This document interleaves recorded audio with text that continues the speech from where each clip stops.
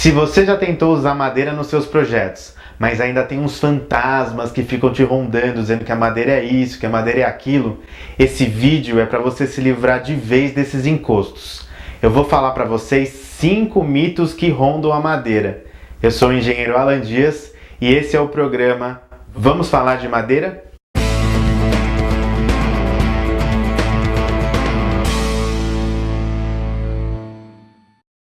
Gente, é batata. Toda vez que alguém chega lá na carpinteria querendo construir alguma coisa com madeira, querendo fazer algum projeto de madeira, já chega assim cheio de preconceitos, dizendo que a madeira não é boa para isso, que a madeira acontece isso ou aquilo, mas é normal, né? Aqui no Brasil, a construção com madeira ainda é muito jovem, a gente está começando agora a construir coisas grandes com madeira. Não é igual o Canadá, Estados Unidos e Europa, que o pessoal já constrói com madeira há muitos anos. Então esses preconceitos já estão assim, mortos, já estão enterrados. Hoje ninguém mais lá fora pensa nessas coisas que eu vou falar para vocês hoje. Por isso que eu tô aqui, para tirar esses preconceitos da cabeça de vocês e vocês enterrem isso daqui para frente e parem de me perguntar de novo. Mito número 1. Madeira apodrece. Vou explicar por que e quando que a madeira apodrece. Na verdade, o processo de biodegradação, que é assim um nome chique que as pessoas usam para apodrecimento, só acontece se a madeira tiver troca constante de umidade. Tipo, molha, seca, molha, seca, molha, seca, molha, seca. Não tem madeira que aguenta isso, né, gente? Então, o grande segredo para que a sua estrutura não apodreça é você construir ela num ambiente que seja consistente, ou seja, que mantenha a madeira seca, que não deixe ela trocar de umidade, entendeu? Daí ela vai durar muito. Uma outra forma de você fazer com que a madeira não apodreça é você tratar essa madeira com alguns produtos preservantes, cupinicidas e fungicidas. Por isso, se você quer que a sua estrutura dure quase que eternamente, lembre-se sempre de uma coisa: madeira seca não apodrece. Beleza? Mito número 2. Madeira pega fogo. Só que ela pega fogo de uma forma muito previsível. A gente sabe exatamente como a madeira queima. Acho que é o teste que a gente mais fez nos laboratórios do mundo inteiro. A gente já testou a madeira de todos os jeitos para saber quanto tempo ela demora para queimar. Isso traz para a gente muito mais segurança na hora que a gente está projetando madeiras em situação de incêndio. E a gente aqui está falando de peças estruturais de madeira, são pilares grandes, né? São vigas gigantes, não é um gravetinho que a gente está usando na peça lá da estrutura. Aliás, você já tentou acender uma fogueira, acender uma lareira, botar uma tora gigante lá e já botar fogo direto nela? Isso não funciona. Normalmente a gente bota fogo em umas peças menores, num pedaço menor de madeira, e o fogo vai crescendo, crescendo, e aí sim é que pega fogo naquela tora grande. Com as peças estruturais é a mesma coisa. São peças grandes que demoram para ter ignição. Você não vai conseguir chegar numa estrutura de madeira, num prédio de madeira, chegar num pilar gigante com isqueiro e tentar botar fogo. Isso não vai funcionar, tá? O máximo que vai acontecer é aquela peça de madeira começar a ficar um pouco preta porque cria uma capa de carvão em volta dela. Aliás, essa capa de carvão, essa crosta carbonizada que cria na madeira é uma proteção natural da madeira contra o fogo, que as árvores desenvolveram durante milhões de anos de evolução. Isso protege o miolo da madeira, não deixa o oxigênio entrar. E como a gente sabe, sem oxigênio não tem fogo. Se ainda assim não for suficiente para vocês, existem hoje no mercado retardantes de chama incolores, né? Você nem muda a cor da madeira, que fazem com que não tenha ignição nas peças de madeira. Fora isso, dá para proteger a madeira também com placas de gesso anti-chama. Para o bombeiro é suficiente esse tipo de material, ok? Mito número 3. Madeira é fraca. Depende, né? Isso mexe exatamente com o que eu mexo, que é com cálculo estrutural, e eu posso garantir para vocês que a madeira não é nada fraca. Você por acaso sabe qual é a resistência de uma madeira estrutural?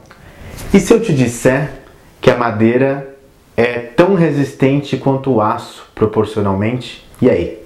Como é que fica? Vamos fazer as contas juntos? É o seguinte: o aço estrutural tem uma resistência de mais ou menos 250 megapascal e pesa mais ou menos 7,8 toneladas por metro cúbico. As madeiras estruturais de pinos, por exemplo, têm uma resistência estrutural de mais ou menos uns 20 megapascal e elas pesam meia tonelada por metro cúbico. Se a gente fizer a relação entre resistência e peso, ou seja, dividir a resistência pelo peso, a gente vai chegar nas seguintes conclusões. Para o aço, se a gente dividir 250 por 7,8, dá 32 como relação entre resistência e peso. Já a madeira, se a gente dividir 20 por 0,5, dá 40 de relação entre resistência e peso. Olha só, a gente ganhou do aço. Pois é, gente, madeira não é nada fraca. Ela só é fraca se a gente usar ela de maneira errada e de forma errada. E eu quero ensinar vocês a usar a madeira de maneira correta. Mito número 4. Madeira é cara. Olha, eu acho que essa é a reclamação que eu mais escuto das pessoas quando elas chegam lá no escritório querendo fazer uma estrutura de madeira. Mas é óbvio que isso depende, né? Depende muito do projeto, da estrutura e tudo mais. Então, vamos ser justos aqui.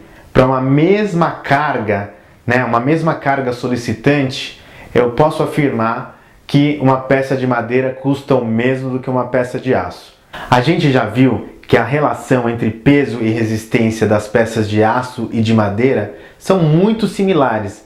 Então eu posso afirmar, eu boto a minha mão no fogo que uma estrutura de madeira compete de igual para igual com o preço de uma estrutura metálica. E tem mais, hein? Para vãos livres muito grandes, a madeira ganha disparado do aço, porque olha só, madeira é muito leve, então a gente consegue vencer vãos imensos com peças mais leves, né? Mas a madeira não ganha do concreto no custo comparativo peça por peça. Aliás, não tem nada mais barato no mundo do que construir com concreto, né? A não ser que a gente coloque nesse comparativo os custos indiretos que envolvem uma estrutura de concreto, como por exemplo o tempo de cura que o concreto leva, né? A madeira já vem pronta, então ela não precisa de tempo de cura, é muito mais rápido de montar, né? Os resíduos gerados pelo concreto, como formas, né, por exemplo, a madeira também vem pronta, não gera nada de resíduo, aliás, não gera nada de pegada de carbono, pelo contrário, ela sequestra carbono, a gente vai ver isso mais pra frente. Aí sim a madeira ganha do concreto, só que de uma forma muito mais bonita, elegante e sustentável, né? Mito número 5. Meu Deus, eu tô desmatando a floresta. Calma, depende também. Se você continuar comprando madeira ilegal, sem exigir a procedência, você não sabe de onde veio, você está sim ajudando a desmatar a floresta. Ponto. Por isso, antes de comprar qualquer madeira, vai lá na internet, dá um Google, dá uma pesquisada se a madeireira que está te vendendo essa madeira não está tendo processos do IBAMA. Mas o bom mesmo é que as madeiras engenheiradas, eu vou falar sobre elas um pouquinho mais pra frente, que são as madeiras que são usadas para construir esses prédios e as grandes estruturas, elas são fabricadas com madeiras provenientes de florestas que são cultivadas, plantadas para corte.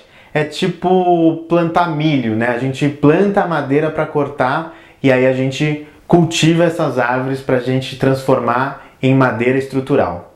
Bom, gente, essas são as 5 principais dúvidas ou questões que as pessoas que querem construir com madeira têm quando vêm me procurar ou procuram alguém lá da minha equipe na carpinteria. Resumindo, mito número 1, madeira apodrece. Mito número 2, madeira pega fogo. Mito número 3, madeira é frágil. Será? Mito número 4, madeira é cara. Mito número 5, meu Deus, tô desmatando a floresta. Todos esses itens podem gerar bastante pano para manga. Então, se você quer que eu fale um pouco mais sobre ele, se você ainda tem dúvidas sobre ele, eu acho que dá pra gente conversar bastante ainda sobre isso.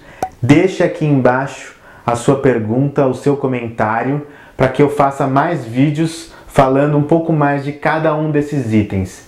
Não esquece de curtir o canal e compartilhar essa informação com as pessoas que você quer que saibam também sobre madeira como você está sabendo agora. ative as notificações para saber quando tem vídeo novo, ok? Eu sou Alan Dias e esse é o programa Vamos Falar de Madeira?